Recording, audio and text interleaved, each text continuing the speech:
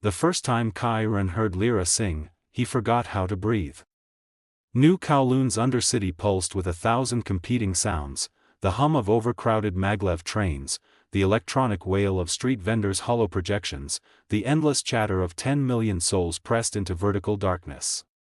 But when that voice cut through the chaos, everything else dissolved into static. Kai had been tracking a smuggling ring through the Jade Serpent district when he heard it. A melody that seemed to bypass his ears entirely and resonate directly in his chest. He abandoned his surveillance position, drawn like a moth to impossible flame, until he found himself standing before a half-collapsed nightclub called the Velvet Void. Inside, the air shimmered with programmable smoke that shifted colors to match the music. And there, on a stage barely larger than a grave, stood the most beautiful creature Kai had ever seen.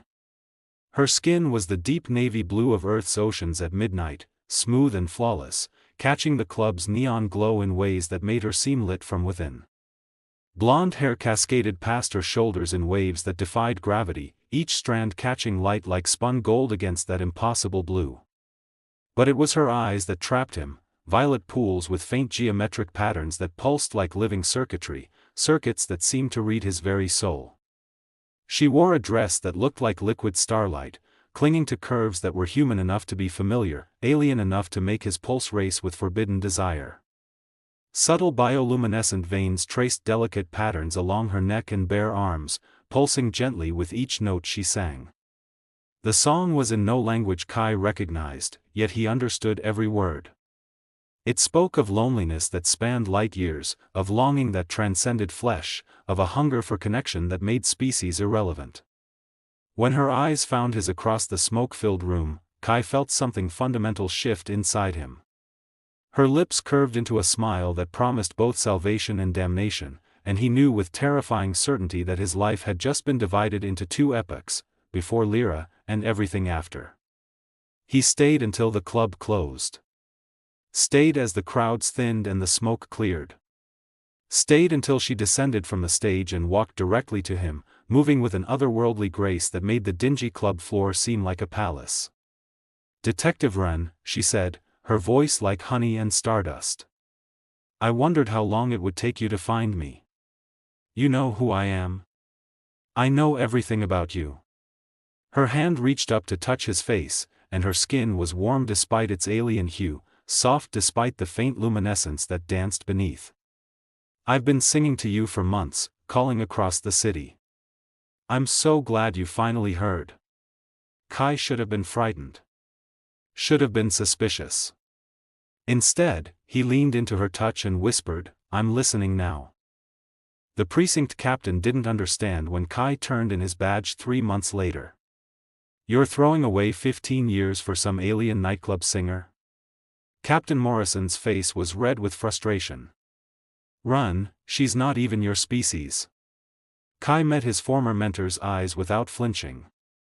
"That's exactly why I have to go." What he couldn't explain, what Morrison would never understand, was that those 3 months had rewritten every definition Kai held sacred. Love. Purpose. Reality itself. Their first real date had been on a rooftop garden in the abandoned manufacturing sector, where Lyra had somehow coaxed earth flowers to bloom under the perpetual twilight of the Undercity. They'd talked until dawn, her head resting against his chest, those bioluminescent veins pulsing in time with her heartbeat, or heartbeats, he'd discovered. She had too. "My people experience emotion physically," she'd explained, tracing patterns on his palm with fingers that left trails of faint light.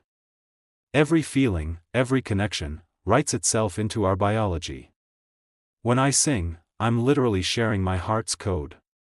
He'd kissed her then, tasting something like ozone and starlight, feeling those geometric patterns in her eyes pulse brighter as she gasped against his lips. Her navy blue skin had been impossibly soft, warming under his touch until those luminescent veins glowed bright enough to read by. They'd made love for the first time in an abandoned maglev tunnel, surrounded by graffiti and rust, yet it had felt sacred. Lyra had cried when he entered her, not from pain, but from what she called biological recognition, her body accepting his with an intimacy that transcended mere physical pleasure. Her skin had lit up like a constellation map, each point of light marking where their flesh connected, and Kai had felt more human, more alive, more real than ever before. "You're changing my code," she'd whispered afterward, curled against him on his jacket spread over concrete.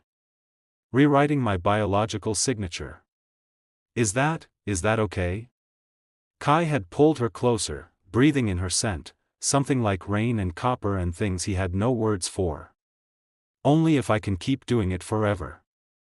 Now, walking out of the precinct for the last time, Kai felt no regret. His colleagues whispered and stared, calling him compromised, obsessed, lost. Let them. They'd never felt what it was like to be truly seen by someone whose eyes could read the electromagnetic patterns of human emotion. They'd never known the exquisite vulnerability of making love to someone whose body literally illuminated with pleasure, mapping their connection in living light. He found Lyra waiting outside, her blonde hair glowing gold in the rare sunlight filtering down through the city's upper levels. She wore a simple dress of deep crimson that made her navy skin look even richer, more radiant. "No more secrets," she said, taking his hand. "Are you ready for that?" Kai kissed her, not caring who saw. "Tell me everything." They married in the Garden of Forgotten Satellites, a hidden rooftop shrine where decommissioned orbital stations hung on cables like captured moons. Lyra had insisted on human traditions, the white dress that made her navy skin glow like polished lapis lazuli, the exchange of rings, the vows spoken in English though her native language would have been far more beautiful. She'd walked down an aisle of salvaged solar panels, blonde hair woven with fiber optic flowers that pulsed gentle blue light, and Kai had wept openly at the sight. "I take you as you are," he'd promised, sliding a simple silver band onto her finger. "Every mystery, every difference, every impossible thing about you, I choose it all." Her violet eyes had swirled with emotion-driven patterns as she'd replied, "I take you as my anchor, Kai Run. My connection to this world, this life, this moment. I choose to be vulnerable with you. I choose to be truly seen." The kiss they'd shared had lit up the entire garden, her bioluminescent veins blazing bright enough to rival the hollow advertisements that flickered in the distance. The handful of guests, mostly Lyra's fellow performers from the Velvet Void, beings of various species and origin, had cheered in a dozen languages. Now, in their candlelit loft overlooking the neon sprawl, Kai waited with nervous anticipation. They'd been intimate before, but this felt different. Sacred. Final. Lyra emerged from the bathroom in a silk robe the color of midnight, her blonde hair loose around her shoulders.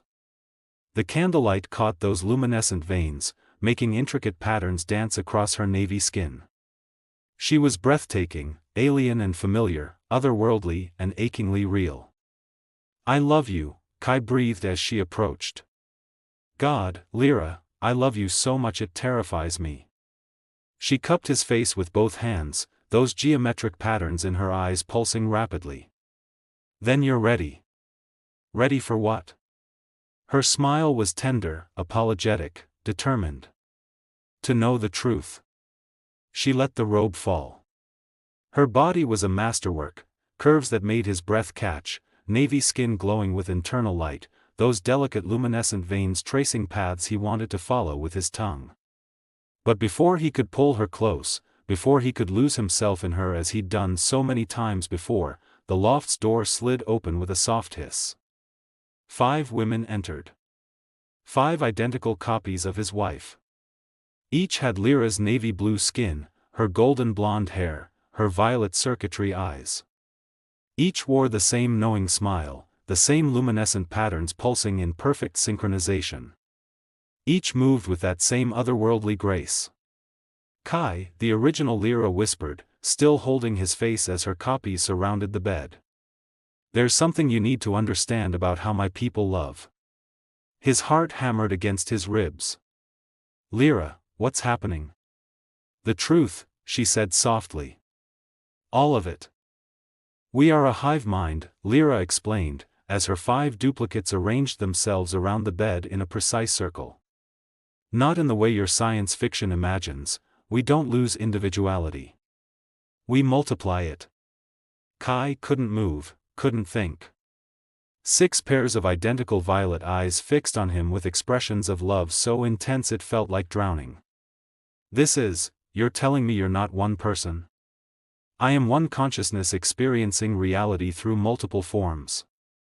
The original Lyra, or was she, stroked his cheek with heartbreaking tenderness.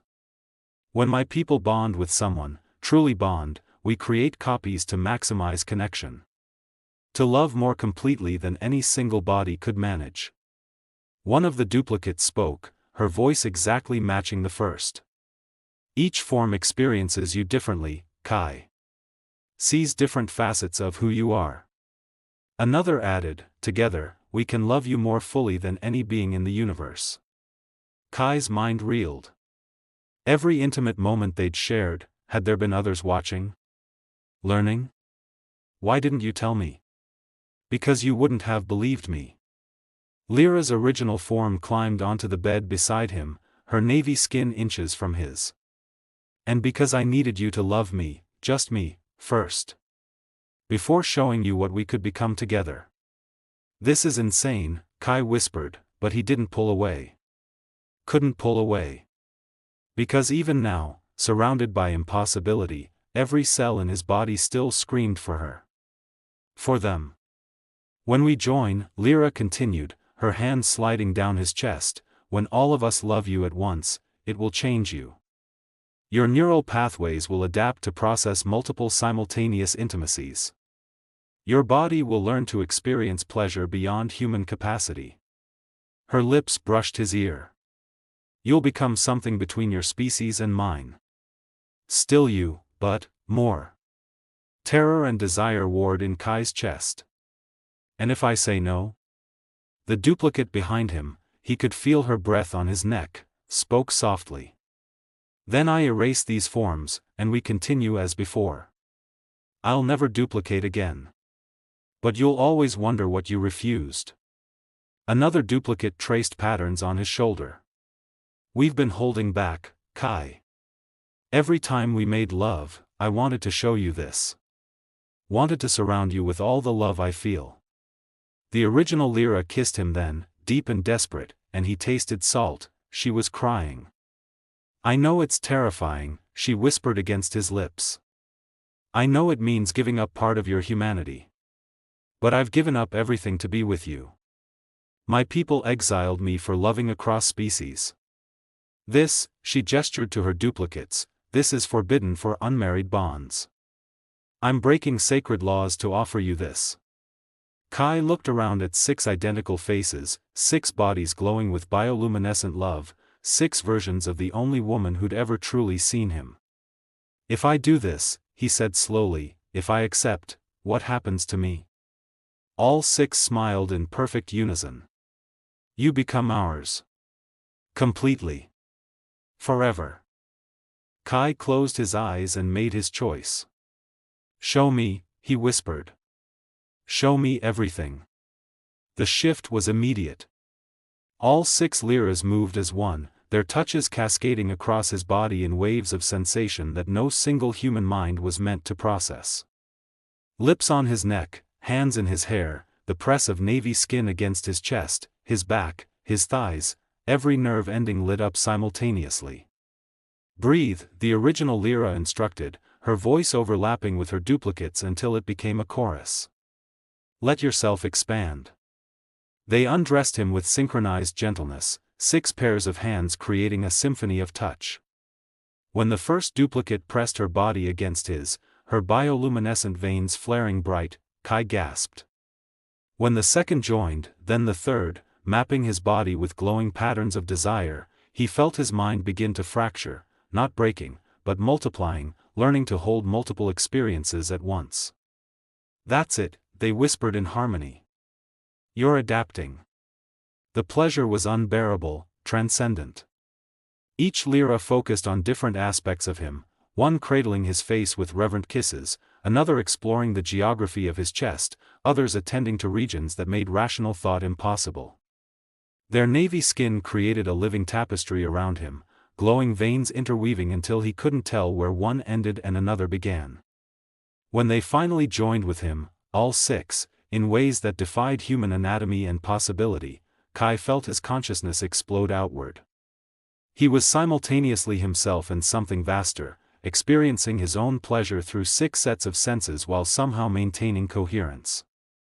"We love you," they sang, moving in perfect rhythm, their voices harmonizing into something that bypassed language entirely. "We love you in ways your species doesn't have words for." Kai tried to speak, to say he loved them too, but words felt inadequate. Instead, he surrendered completely, letting them rewrite him from the inside out, letting their alien biology merge with his humanity until the boundaries blurred into beautiful irrelevance. Hours later, or days, time had lost meaning, they lay tangled together in impossible configurations. The duplicates had dimmed their glow, becoming a nest of navy skin and golden hair that cradled Kai in warmth. "I can feel them now," Kai murmured, his voice hoarse. "Even the duplicates. I can sense all of you at once." "You're one of us now," Lyra said, all 6 versions speaking with subtle variations that created harmony. "Your biology has accepted our connection. No matter where we go, no matter how far apart, you'll always feel us. And we'll feel you." Kai should have been terrified by what he'd become. Should have mourned his lost humanity. Instead, surrounded by 6 versions of his wife, each loving him with the intensity of a star going nova, he felt more complete than he'd ever imagined possible. "Forever?" he asked. 6 voices answered as one, "Forever." And in the candlelight, surrounded by alien love made infinite, Chiron finally understood what it meant to be truly, terrifyingly whole. The end.